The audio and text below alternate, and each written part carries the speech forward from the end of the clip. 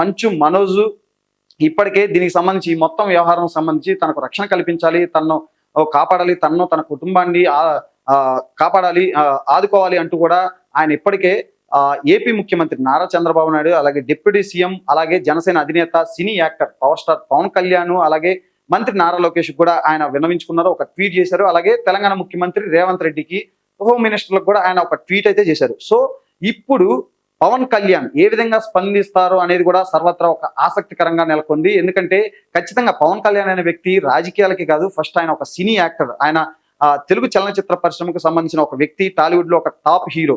కాబట్టి ప్రస్తుతం ఈ వ్యవహారం అంతా కూడా టాలీవుడ్ వ్యవహారం. మంచు ఫ్యామిలీ అనేది టాలీవుడ్ లో ఒక పేరెన్నిక కన్న కుటుంబం. సో ఖచ్చితంగా దీనిపైన ఇప్పుడు పవన్ కళ్యాణ్ ఏ విధంగా స్పందిస్తారు అనేది కూడా సర్వత్రా ఆసక్తికరంగా మారింది. అయితే ఈ విషయంలో పవన్ కళ్యాణ్ స్పందిస్తారా లేదా అనేది కూడా చూడాలి. ఎందుకంటే జనరల్ గా ఇది ఇంటి వ్యవహారం.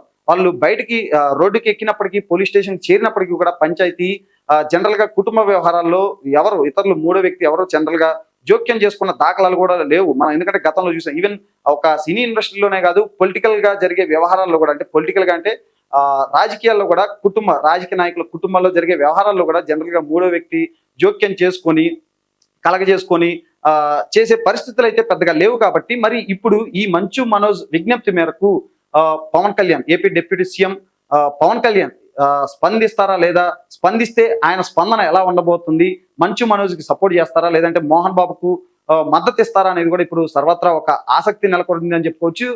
ఇక్కడ మనం ప్రధానంగా గమనించాల్సింది మంచు మోహన్ బాబు ఫ్యామిలీకి అటు ఆంధ్రప్రదేశ్ లో ఉన్న తెలుగుదేశం పార్టీతో, ఇప్పుడు అధికారంలో ఉన్న కూటమి పార్టీతో, అలాగే మరోపక్క చూసుకుంటే ఇటు వైఎస్ఆర్సీపీతో, ప్రస్తుతం ప్రతిపక్షంలో ఉన్న వైఎస్ఆర్సీపీతో, ఈ రెండు పార్టీలతో కూడా మంచు కుటుంబానికి మంచి సన్నిహిత సంబంధాలు ఉన్నాయి. ఎందుకంటే మోహన్ బాబు గతంలో రాజ్యసభ సభ్యుడిగా చేశారు, అది తెలుగుదేశం పార్టీ నుంచి.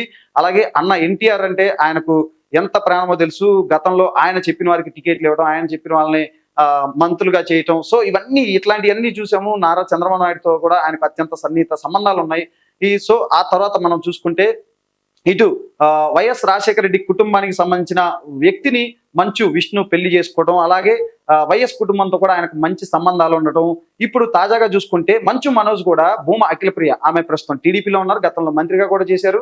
సో ఇప్పుడు ఆమె చెల్లిని ఈయన పెళ్లి చేసుకోవడం. సో ఈ విధంగా అటు అన్ని రాజకీయ పక్షాల్లో కూడా వీళ్ళకి అంటే సన్నిహిత సంబంధాలు ఉన్నాయి. కాబట్టి ఇప్పుడు ఎవరు ఎలా స్పందిస్తారనేది కూడా ఒక ఆసక్తి నెలకొంది. ఎందుకంటే ఒకవేళ టీడీపీ అంటే ఎవరికి మద్దతు ఇస్తుంది, మోహన్ బాబుకి మద్దతు ఇస్తుందా, లేదు అంటే మంచు మనోజ్కి సపోర్ట్ చేస్తుందా, లేదంటే వైఎస్ఆర్ కాంగ్రెస్ పార్టీకి సంబంధించి ఎవరైనా ఆ పార్టీకి సంబంధించిన నేతలు ఎవరైనా కానీ మోహన్ బాబుని సపోర్ట్ చేస్తూ ఏమైనా వ్యాఖ్యలు చేస్తారా, లేదంటే మంచు మనోజ్ వెనకేసుకొస్తారా అనేది కూడా ఒక ఇంట్రెస్టింగ్ టాపిక్ అని చెప్పుకోవచ్చు. బట్ ఏదేమైనా కానీ ఇక్కడ పవన్ కళ్యాణ్ రెస్పాన్స్ అనేది మాత్రం ఎలా ఉండబోతుంది అనేది కూడా ఇప్పుడు అటు ఫ్యాన్స్ లో కానీ ముందు అలాగే తెలుగు చలనచిత్ర పరిశ్రమలో ముఖ్యంగా టాలీవుడ్ లో అంటే పవన్ కళ్యాణ్ స్పందన ఎలా ఉంటుంది, అంటే ఈ వ్యవహారంలో ఆయన ఏమన్నా జోక్యం చేసుకుని వాళ్ళ మధ్య కలగజేసుకుని ఈ మొత్తం వ్యవహారాన్ని సద్దు మణిగించే ప్రయత్నం ఆయన ఏమన్నా చేస్తారా, లేదు అంటే సినీ పెద్దలుగా చెప్పుకునే ఇప్పుడు చిరంజీవి కానీ, ఎందుకంటే గత కొంతకాలంగా మనం చూస్తున్నాం, ఎన్నో ఏళ్ళుగా చిరంజీవి మోహన్ బాబు మధ్య కొంత ఎడబాటు ఉంది అని కూడా